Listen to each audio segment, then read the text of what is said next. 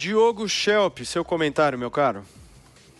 Bom, Paulo, a decisão do STF, ela trata, como foi falado, do acesso da defesa de Lula a documentos que podem ou não ser usados em um processo, né?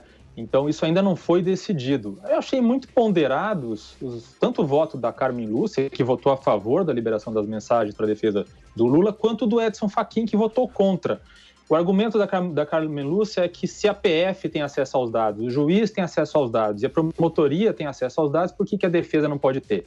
E o argumento de Fachin foi de que seus colegas atenderam a um direito fundamental da defesa de Lula, de ter acesso aos dados, mas não ao direito fundamental de privacidade de Moro e dos procuradores na divulgação das mensagens, já que elas foram obtidas por meio de roubo, né, ilegalmente.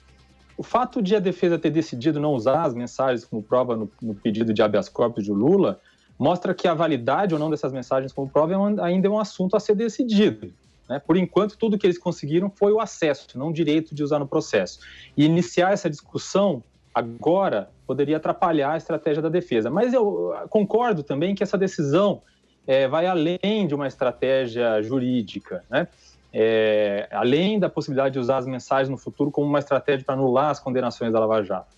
Acho que um dos grandes objetivos da equipe de Lula é sim fazer uso político dessas mensagens. Então, mais do que anular processos, há uma tentativa de mostrar que tudo não passou de uma perseguição política ao ex-presidente, que foi tudo uma grande armação.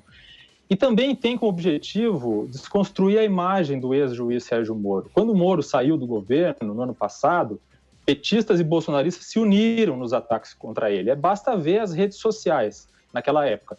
Lula até chegou a dar entrevista dizendo que o Bolsonaro tinha razão na disputa com o Moro, né? Que naquela questão específica ali da indicação para a PF, ele tinha razão.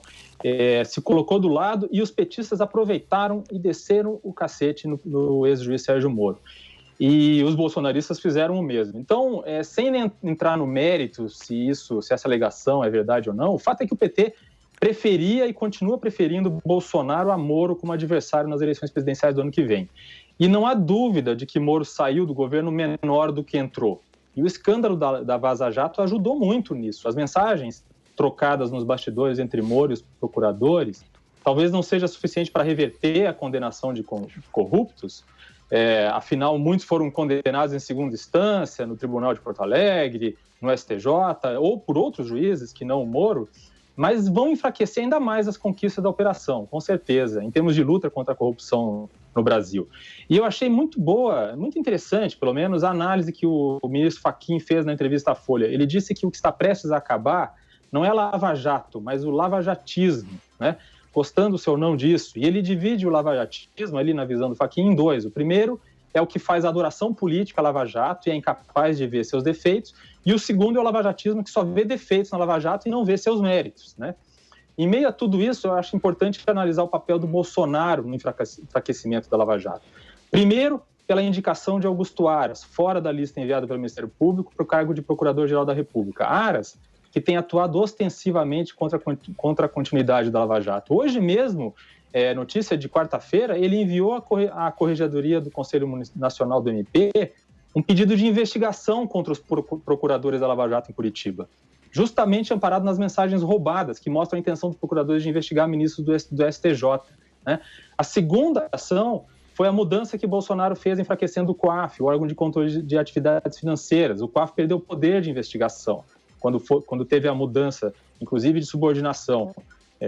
O terceiro foi esse voto do Cássio Nunes Marques a favor de Lula. Cássio Nunes Marques, que foi indicado pelo Bolsonaro, apesar de todos os alertas que haviam sido feitos sobre a orientação jurídica dele.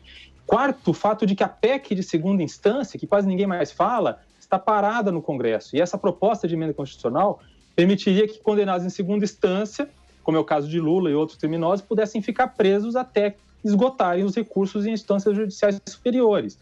Né? E aí vem a pergunta, por que Bolsonaro não colocou a PEC de segunda instância, que é uma pauta legítima de anticorrupção, entre as prioridades que enviou ao Congresso depois da eleição dos presidentes do Senado e da Câmara? Tudo isso tem a ver, obviamente, com a aliança com o Centrão, que é anti-lavajatista por princípio. Mas não é só isso, vem de antes, vem do fato de que quem está no poder não gosta de instituições que investiguem seus poderosos. Então, quando as condenações da Lava Jato começarem a ser revertidas, se é que isso vai acontecer, é bom lembrar quem ajudou a enfraquecer a Lava Jato, não apenas dos abusos ou excessos cometidos por seus protagonistas.